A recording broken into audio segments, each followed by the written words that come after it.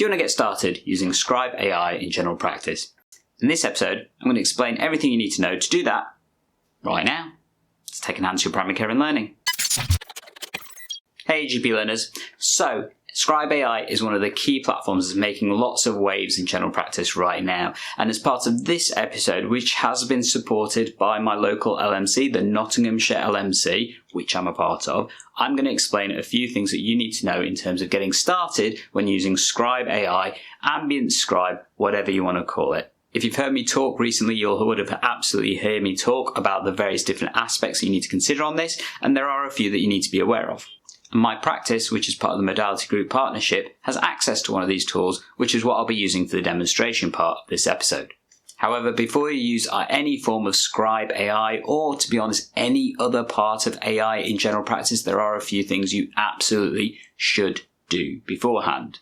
The first, if you are a practice, is have a policy on what types of tools you should be using in your practice. This is especially important for the partners because unfortunately the liability of a lot of these tools will sit with you. So I would recommend as a blanket thing that every partnership has is a policy of what type of AI tools can and cannot be used in your practice, and also that they should be checked with the partnership before being used. If you want to know how to create one of those policies, to be honest, you could probably do it on something like ChatGPT or Anchor AI. Next, when you're looking at the various different tools that exist, it's important that you've done your due diligence in terms of understanding how that will work in your practice. For a lot of that will be a case of reviewing some of the digital certificates, that's things like DCB 190s and various other pieces like cybersecurities, but a lot of that should be covered with the provider themselves. You will also likely need to provide what's called the DTAC certificates as well to the ICB to make sure that it's safe and appropriate to use. Again, this should be supported by the providers. The one thing that you will probably need to do in your practice is do something called the DPIA. This is the Data Processing Impact Assessment. And depending on where you are, this may be various different lengths, and a lot of places are looking for their ICBs to do this documentation for them. Whilst that absolutely can save time for many practices, because there's no current framework, this may be something that your local ICB feels that they cannot do for you.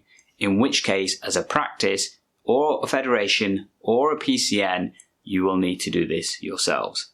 It basically walks you through the impact of how these tools might be working in general practice, and as a result of that, the impact of the data sharing that happens. They're not massively onerous, but they will take a little bit of time, and it is a good exercise to go through. Once you've done that, you then need to consider how you're going to use the tool in your practice. And for that, it'd be really good to have something like a standard operating procedure.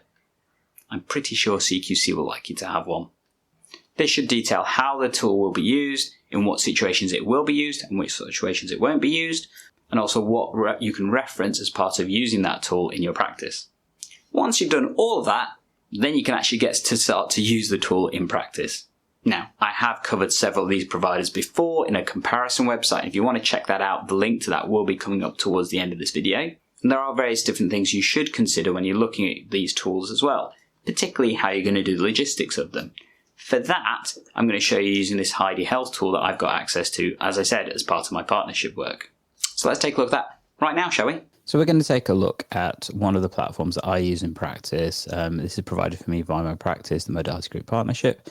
And as you can see, it's got various different features. Now, I'm not going to go through all of these. If you want to see the full demo of how to use Heidi Health, then definitely check out my video, which compares AI Scribe, that shows you all the features. But I guess what I will show you is some of the key aspects to be noted for. If you want to start a new session, obviously you've got this big button at the top that starts a new session. And when you click on that, first thing it will do is ask you to have the patient's consent. I think this is a really important step that most practices should have as part of their process. You can disable this. There are group settings for prevent us from doing that. I think that's a really sensible thing. I can appreciate for some people this will get frustrating when you're doing your 20th consultation of the day though, so just be mindful of that. But I would always recommend that you have this step to remind you to do the consent. Also important to remember to press record or transcribe, whatever it says on your platform, because to be honest, if you don't do that, it's not going to work. The next thing I would always recommend people do is go into the preferences and make sure you've got the settings the way that you feel they need to be. Now, this is obviously showing you through this particular platform As I said here, you can change the consent if you want to. You can have whether the email is visible. You can select the particular notes that you want to use or templates that you want to use. And this is the same across most platforms. They will have some sort of feature that allows you to do that. So you could be the standard one, which is the GP notes, I guess, or you can create your own depending on what level of platform you've got, and adjust those if you need to. You can also adjust the accuracy in terms of the depth that you have. So on this platform, they have brief, Goldilocks, detailed, and super detailed. I go Goldilocks because it's about right. Not all platforms have this hemisphere sort of thinking, but they may have different versions. Most platforms should delete the recordings straight away. This one has a time frame, and ours is automatically set to 1 day, which is the shortest. I do feel it needs to be less than that. I do feel it should be instant delete personally, but hey, that's the platform's decision. I think in terms of other options, so you've got various other features you can see, and I've switched off the experimental features as well because I don't feel I'd want to be part of that at this point and stuff. You can also use other features like memory is available on this particular one.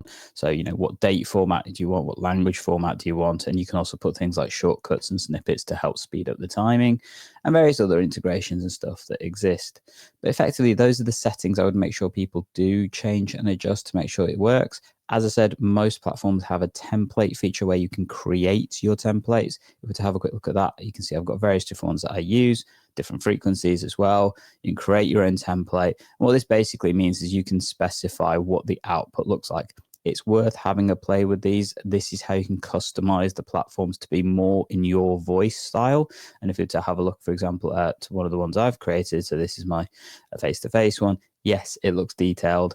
I've spent a bit of time working on this, but I've set it so it does multiple problems, has various guardrails. For example, it won't suggest diagnoses for me. Also, it summarizes the plan and safety netting, etc., stuff in the context and the way that I like.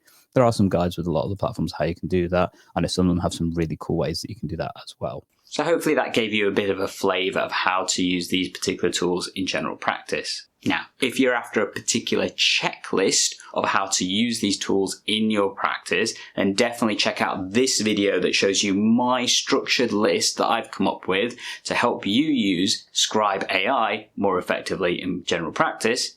Alternatively, if you want to look at the different providers, check out this video, which is a comparison I did, showing you exactly what they can do.